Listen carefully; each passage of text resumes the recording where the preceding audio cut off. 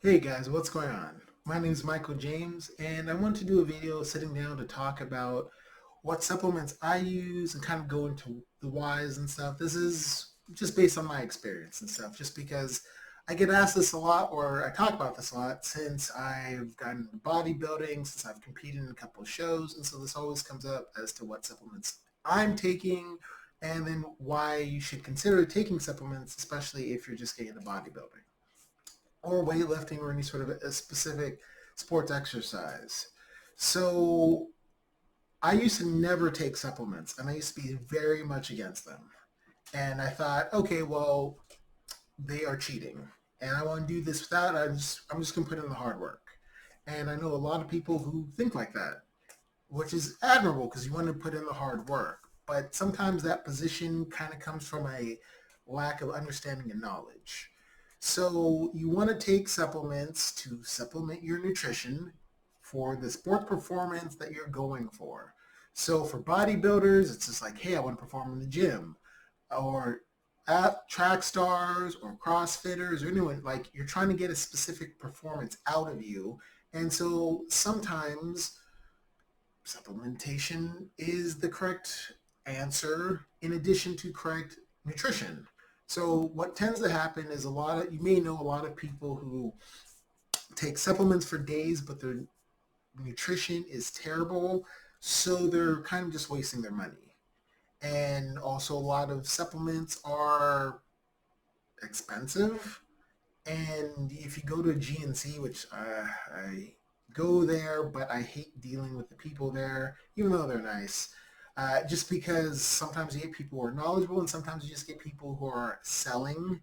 And when someone just tries to sell you, they may not have your best interest in mind. And I've seen people get sold on a lot of things that are unnecessary. So I used to work at 24-hour fitness and I'd have people want to buy things and I actually talk them out of it and try to make specific recommendations because I had some small, she's probably like 120-pound, 5'3" girl come in and with two big tubs of mass gainer and she's like, oh, I want to buy these.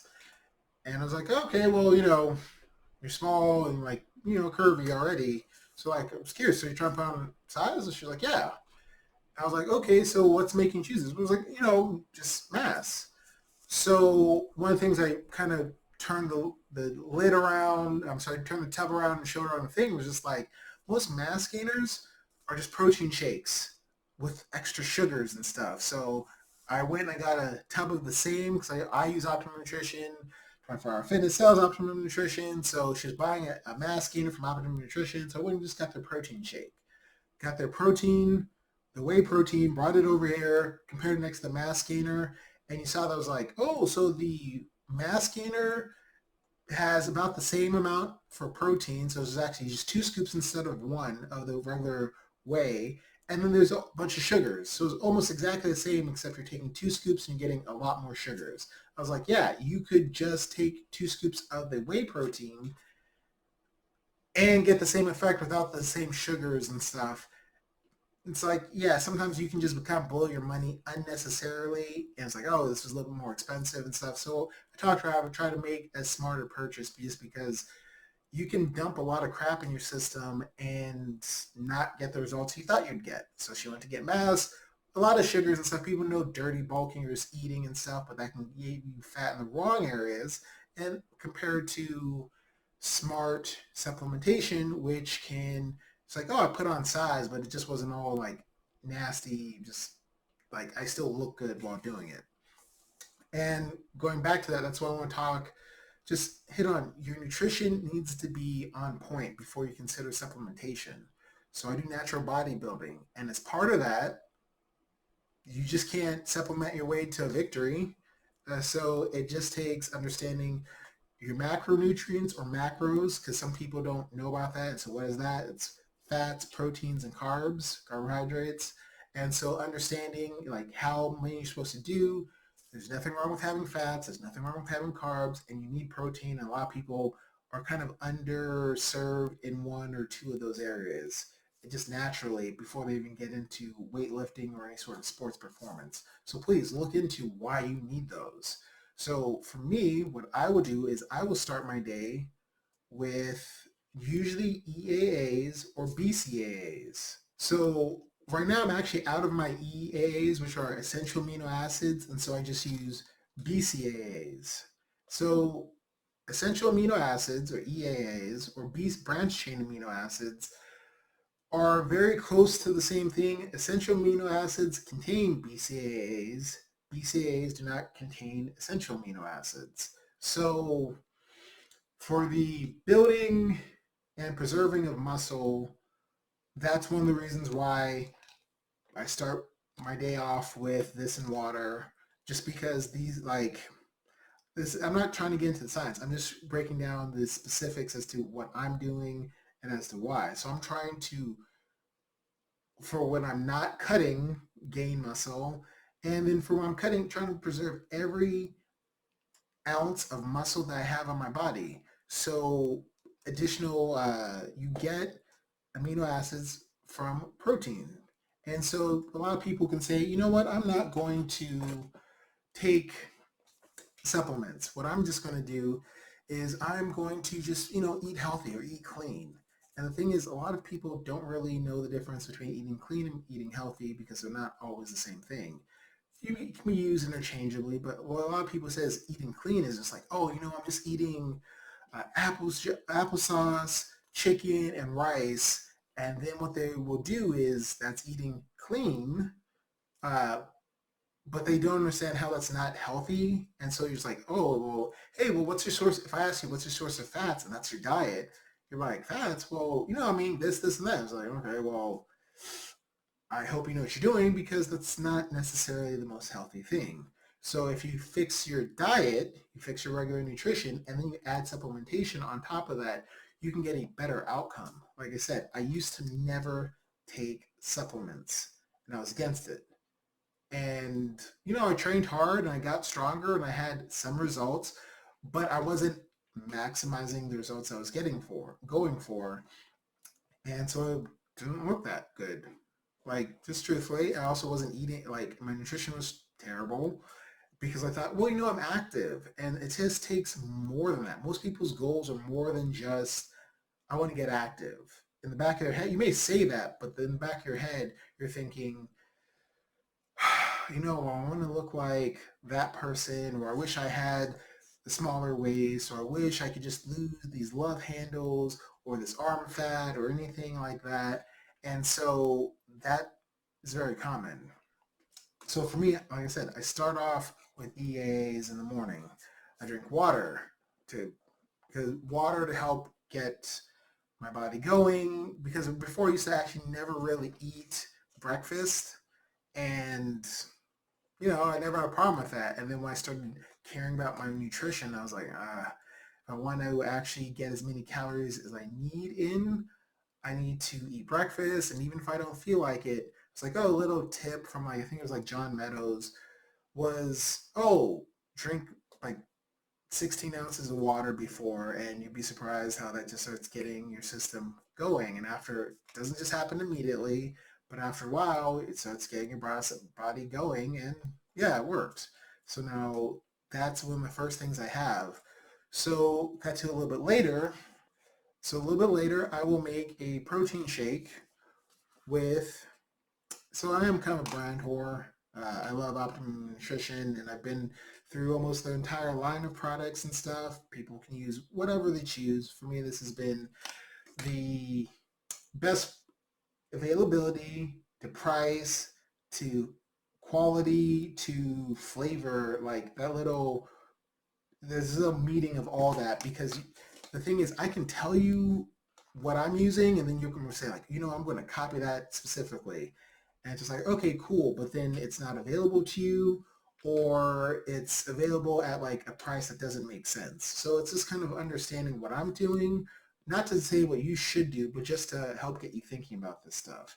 So I used to never take protein powder. This is sports performance 101 type stuff.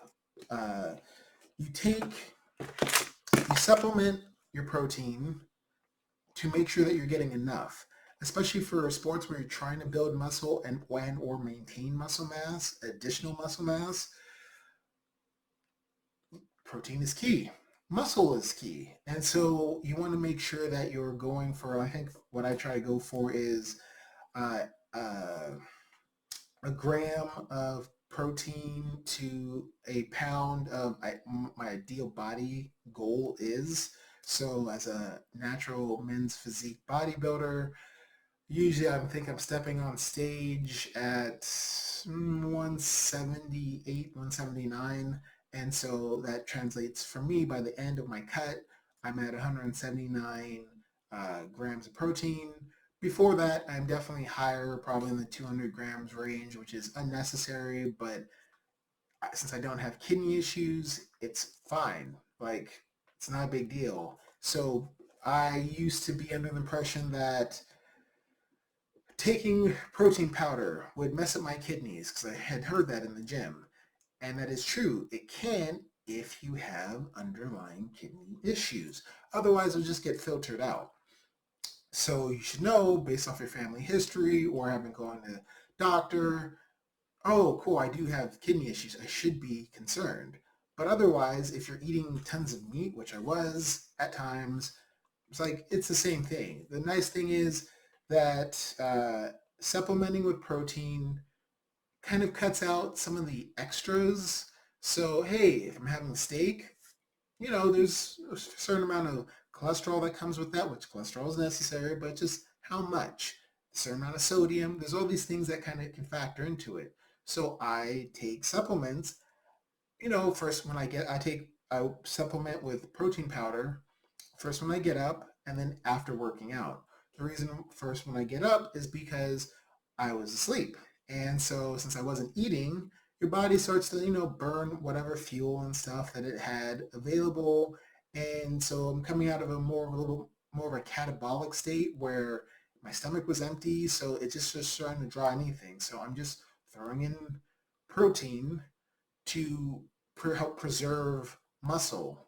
And that's kind of what that is. So bodybuilders either try to grow and or preserve muscle mass. Even if you're not trying to bodybuild, I can promise you most people tend to undereat protein.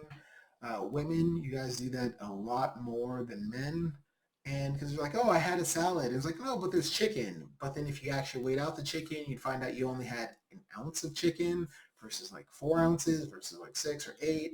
Like I keep my food portions down to 4, but yeah, you're not getting enough to support maintaining muscle mass, and you want that because that's where your metabolism is. You People say that, oh, I'm getting older, so my metabolism slows down, which is true, but also you lose muscle mass typically, so your metabolism is slowing down because, like, well, you had 160 pounds of muscle on your frame, or maybe just 120 pounds of muscle, and you're a 200-pound man. And then that was at 18. And then every year you're losing between 1 to 3% of your muscle mass. And so that's going to start to slowly eat at your metabolism. And then it's like, yeah, of course, not going to be as fast. So I supplement with protein. Like I eat meat, but it's harder, and the amounts of meat that you have to eat to hit your goals depending on it's just not always doable for some people, and other people can. Like if you're just like, yeah, I'm just going to house 8 ounces of chicken for lunch, 8 ounces of chicken for dinner, and not have a problem, you can do that. I could, but I don't really want to, and then it kind of interferes because, again, I do track my calories, I do track my macros, and so for me this is just an easier supplementation. So that is what I start with. Then what I start and after my post workout. But so I never would do a pre workout, and then I started doing pre workouts after looking into them because I was like, man, the first time when you commit to going to the gym and you say like, you know what, I'm going to go. Doesn't matter what time it is, and then you're dead tired and you're trying to go in the gym and be motivated to lift heavy weights. That is hard. Like that's unnecessarily hard for no reason, especially you're putting a demand on your body, and your body wants the fuel necessary. So the first pre-workout I started using was Optimum Nutrition's Amino Energy. The reason why? It's very light, very, very light. So it has amino acids out the wazoo, branched chain amino acids, and let's just say like there's their blend. It'll have 100 milligrams of caffeine, some green tea extract, and some green coffee bean extract, but it's very light. So you should be careful, or at least I was careful when I started looking into pre-workouts. If you look, there's a wide range of like, okay, something that's very light and something that has so much stimulants in it that's just like if you're not used to that, you will feel cracked out, and that's not a great feeling. Or depending on what they put in, the taurine and some of the L-carnitine and just things that make your skin tingle and you just feel weird and have a lot of energy. Especially if you're just starting off, you don't necessarily need all that. So for me, I found my way to energy, and I liked it, and I've been was using it for years. And then I kind of started looking into the fact that, like, well, if I want to do bodybuilding, am I getting everything I need out of it? When you start looking into the amounts of stuff in it, not really. I mean, it has branched chain amino acids, which I can get by themselves. So it's like, okay, and caffeine, which that was the main thing. I don't normally drink coffee, and I almost never drink energy drinks, but like it was not really doing much for me. So I switched to the actual pre-workout that they had sold. So this has 170 milligrams of caffeine, beta-alanine, 1.5 milligrams of beta-alanine, creatine monohydrate in 3 grams, and micronized L-citrulline, 750 milligrams. So this has a bunch of vitamins that I take. I'm not going to cover the fact that I take a men's one-a-day sports multivitamin, but I know that it has some of this. It's like, oh, it has niacin, it's thiamine, it's vitamin, the super B complex stuff. So was it B6, B12, folate, calcium, sodium? So it has things. I was like, these are great for the demand, to supplement the demand that you are putting onto your body, engaging in physical activity. If you lift heavy weights, if you run, if you do some of these things consistently, you're drawing on your body to like, hey, we need this, and these things can help. Especially L-citrulline, beta-alanine, these can help with muscle growth.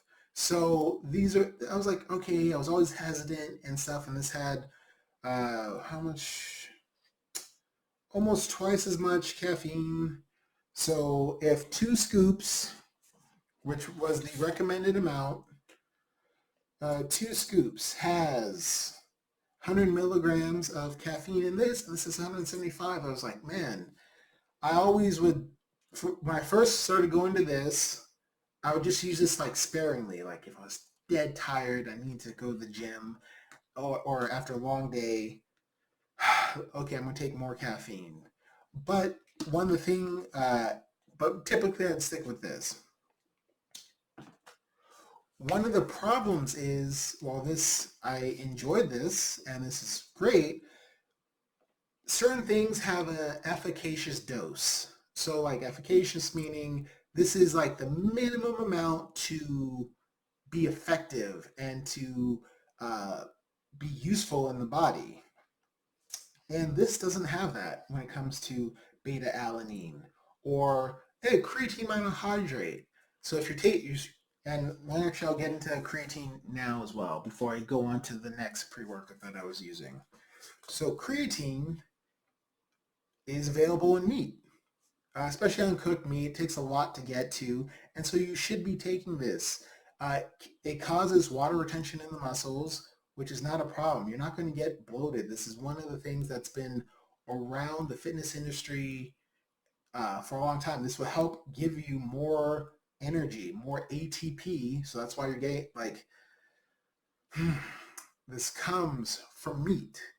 Like it's a meat source is a great source of creatine, but the amount of meat you'd have to eat is unsustainable. That's why they say like, oh, a teaspoon, I believe, is a serving size, and it'll give you 5 grams of creatine in this. So instead of adding this to my amino energy pre-workout, I was using this, but guess what? This doesn't have 5 milligrams of creatine, it has 3. So it's not giving me an efficacious dose of creatine. So I was trying to like eyeball, like, okay, let me do half a teaspoon to try to add more and stuff. And it's just like, well, I'm spending more money to do more work. Why don't I just upgrade?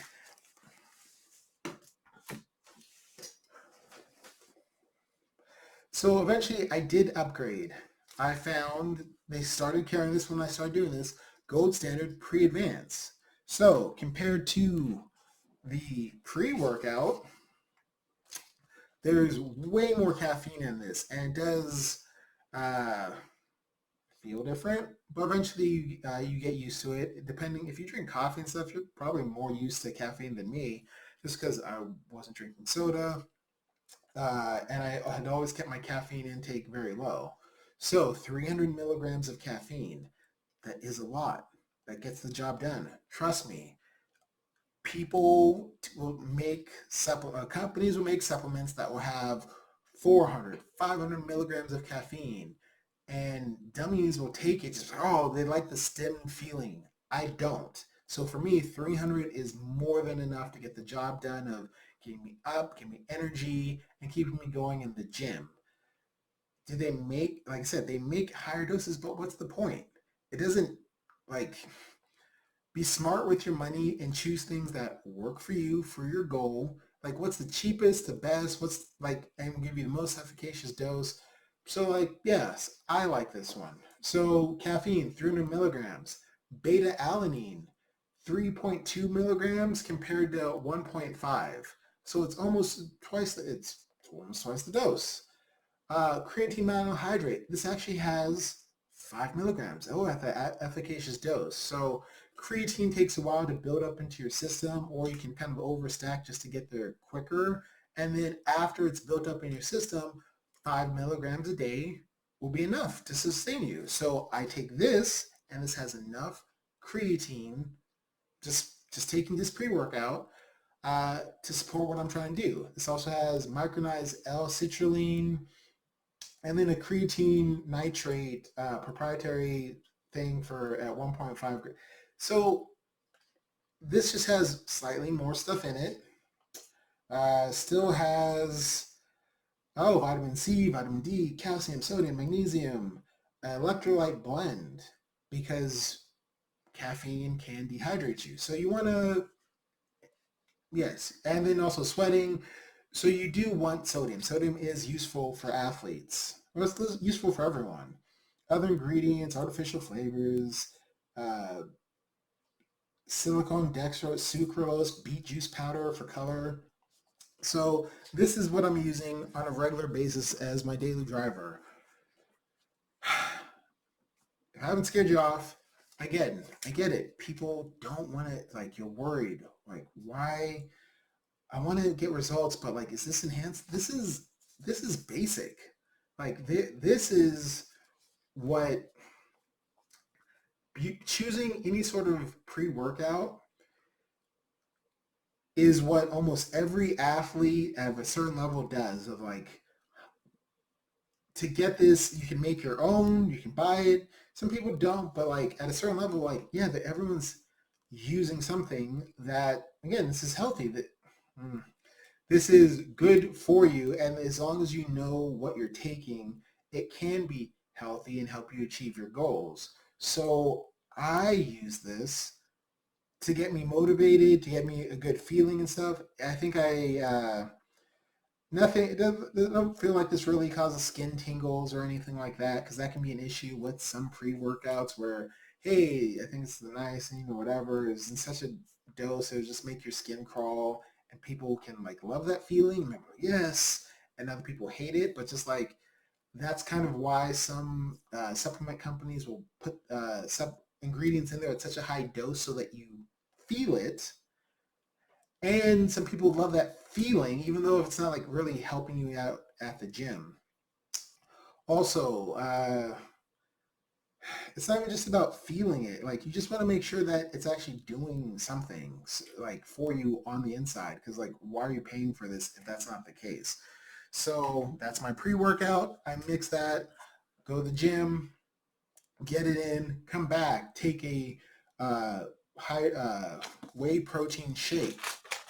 Now, like I said, this is what I use. I used to use their gold standard line, which has way more flavors, but it's not as filtered as the Hydro Whey. So there are three types of whey protein that you can buy. So there's whey protein, whey isolate, and hydro whey. The big thing is how much is filtered out. So whey protein is just the first level where they can add sugars, they can add a bunch of stuff to make it taste better. So I feel like they have like 20 flavors of the the gold standard whey protein. And so I love that because I was like, okay, cool. Well, let me get the strawberry banana, or let me get the Dutch chocolate, or let me get the double chocolate, or let me get the vanilla, which is fine. But then if you start tracking your calories, tracking your macros, you start noticing like, hey, like, man, that's a lot of carbs. Or like, I need to cut carbs out. Where can I cut carbs out? And so any little thing helped. Uh, I was in South Carolina, and then I had switched to Costco was selling Optimum Nutrition's Performance Whey. So it's a whey isolate, which is slightly more filtered. So the carbs, I think, are slightly lower. There's a little bit less sugars, a lot less flavor varieties. But I was like, hey, but it's the same price, but this is like better. So I switched because it was just easier to get. And then I was been using that. And then I started really dialing in uh, my nutrition even more. So I had like less room to play, and I was making slight adjustments. And then I noticed I was like, okay, well, what does Optimum Nutrition's website show? It's like, oh, well, there's Hydro Whey. I've seen it. Hydro Whey can easily run $80 for a big tub. And so again, I'm cheap, but I'm trying to get the best amount out of things. So I was like, okay, well, Amazon has a tub of their Hydro Whey for the same price I'm paying for the whey isolate. And if the Hydro Whey is more filtered, the most at the top of the pyramid, so it's whey isolate, Hydro Whey. So it's like less sugars, less carbs, less fat. If you are lactose intolerant, you may have issues with regular whey. Whey isolate will filter out more things, and so there are people who, like I said, are lactose intolerant. Who there's like Hydro Whey has no issues with as much lactase being filtered in. So they even show, or lactose, I'm sorry.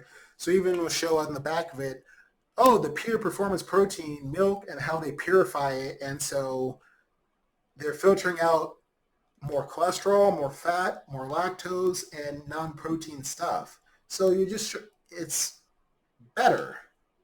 Uh, it still has protein. They all will still have protein, but just cutting out some of the extras. And so for me to do natural bodybuilding, like the extras matter.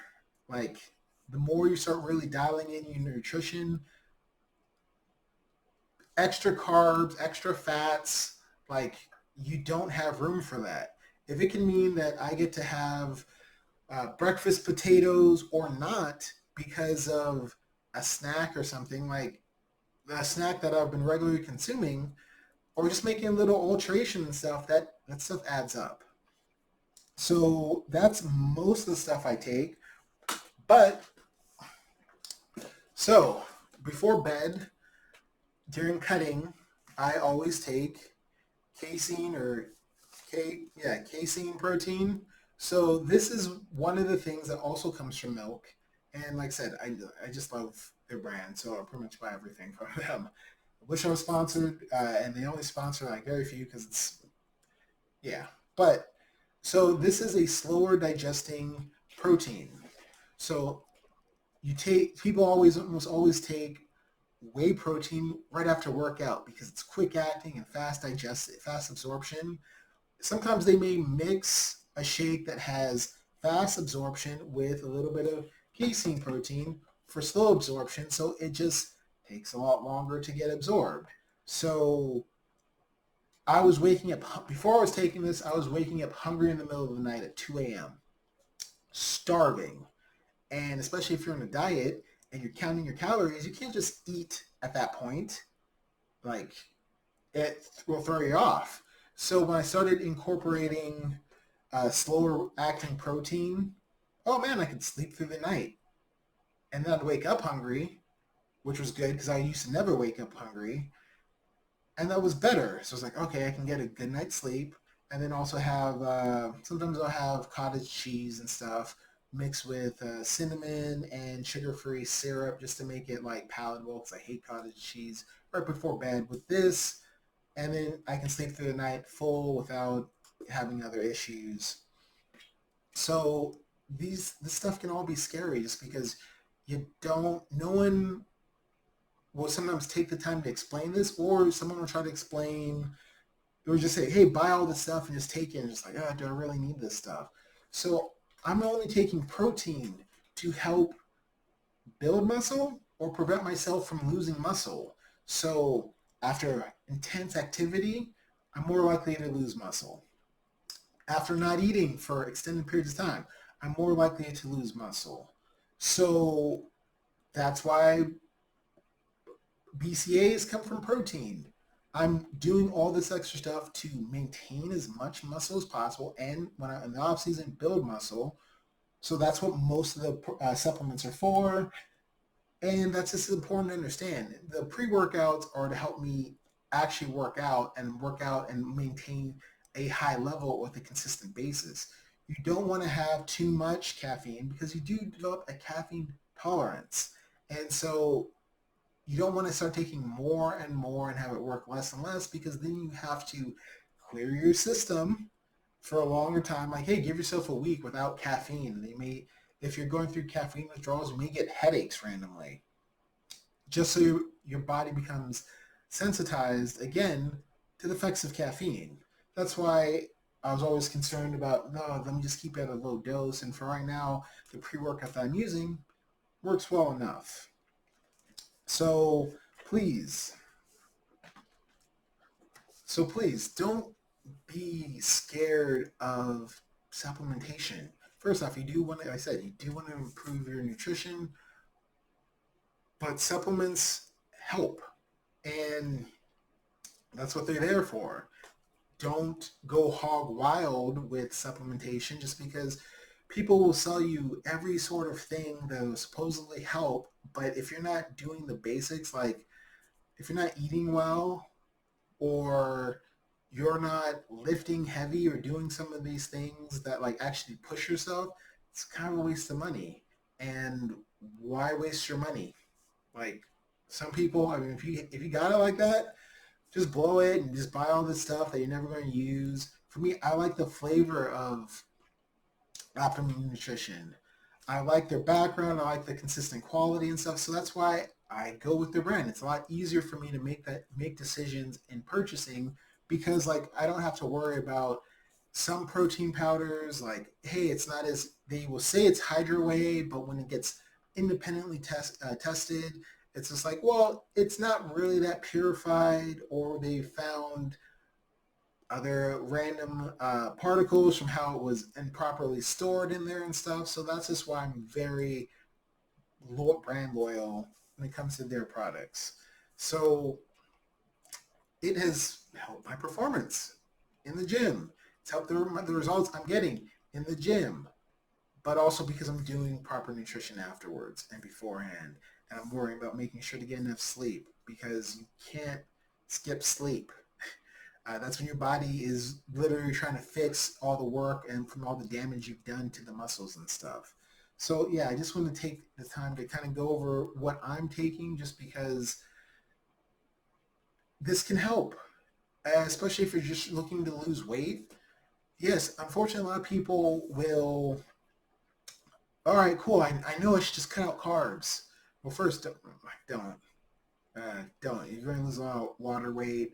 And then if you're planning on never having carbs again after that or always keeping it low, okay, cool. But that doesn't support necessarily the best performance in the gym just because your body needs carbs for fuel. But then they won't have protein. So you will like impede or make it very much more difficult for your body to build muscle or to repair muscle. And then guess what? Fats play into your body making hormones to help your systems run. So like, hey, men, do you have testosterone issues? Okay, are you also on a low fat diet? Because those can play into to each other. Where just like, yeah, your body, you're asking so much of your body that's like, fine, we'll give it you everything we got, but we're gonna cut down on testosterone production just because you're not giving enough fat so that we can make it into testosterone. So like, fine, you're just not gonna feel as good. That's why there's studies where it's like, oh, low fat diets are linked to depression because like, well, yeah, your brain gets used to operating. It's like, hey, this is the pattern that we've designed for amount of hormones and stuff, and then you're slowly but surely your brain will like or not be okay with a depleted amount of the hormones. It's like, hey, this is the amount we would normally make, but we've been operating on such a low level that it doesn't feel good. And so, especially for day to day and for everyone who's not trying to be a bodybuilder and stuff, you want to make sure that you're giving your body everything it needs. And so that's what supplementation can do, is to help give your body everything it needs in spite of the fact that you're placing demands on it to go run or to lift weights or to do stairs or to work on an elliptical. And you will feel better and it will be easier to do if you know what you're if you're looking to supporting the activities that you want to do. Trust me, you're gonna have a lot of people who are on the old school, like, oh, you don't have to take anything, and they may have gains, but it's gains in spite of what they're doing. So I've seen people who eat like crap look pretty good, and they'll give advice to people who have no experience in this, and it's like, yeah, just do what I do, and this is what I'm doing. And just like, oh, okay, cool, but is the science supporting it? And so there are plenty of YouTubers who can walk you through, hey, these are what the macros are, and these are what they do for you, and here's everything that they do, and here are studies that are current. Because not studies from the 1950s or 60s or 70s or 80s. Like, hey, this study was from Schoenfeld, Brad Schoenfeld or whatever. Like, that's important because you wouldn't want to use science from like outdated where it's like, oh, the world's flat because that's what our top scientists and that's said. And it's just like, okay, well, scientists did say all that, and then our science got better, and then we know better. And so it's like, now if you would say that the earth is flat, you're looked at like a crazy person, rightfully so. So again, my name is Michael James. I'm going to try to do more content with this just because uh, people have questions, and instead of just trying to always address it individually and stuff, someone's just talking and kind of showing what I'm doing will be helpful. And so, like I said, for me, I've done 3 a little bit smaller local bodybuilding shows, and I've done well. But my goal is not to just keep doing the same thing. It's like I want to get better, and so that means for me, I want to get leaner and win and become a pro, a national pro in OCB and a couple other natural federations and stuff. And so that takes being as on top of it as possible when it comes to my nutrition and my supplementation. So if you want to lose fat, then like that's why I'm doing all this stuff, is just to maintain as much muscle as possible and lose fat. And like I will physically look smaller, but I will be smaller but look bigger just because I've lost a lot of fat and stuff. And you start noticing when like, hey, my face starts to thin out and other things like that. And your waist gets smaller. And so I've always been just regular lean. When I've gotten to just regular lean, a size 32 waist, and then right before competition, when it's just like, oh, it's dropped to a 31 or a 30, it's just like, yeah, that's typically, I'll say, body fat that I've lost so much that I never thought I could. So please consider breaking away from people who discourage change or discourage looking into science and looking into why you should do some of this stuff. Why all the best athletes and competitors and everyone else do supplements and do all these things to help, and then you're going to listen to the person who never had those kind of results or had results at 18. 18 is the easiest time to be thin or to gain muscle and stuff, and it doesn't take that much effort. And you can say like, oh, well, I used to gain weight, and if I gain 10 pounds and stuff, I would just do this, this, and that, and just drop it like that. And it's just like, yeah, it was easy at 18. But do this in your 30s or 40s or 50s or 60s, because guess what? There are people who do this all the time. And so you can be in your 50s and have a body better than when you were in your 20s if you just change what you're doing. And changing what you're doing can be through better diet, supplementation, and weight training. So, well, anyways, I want to just thank you guys for your time, and I look forward to catching you with the next one.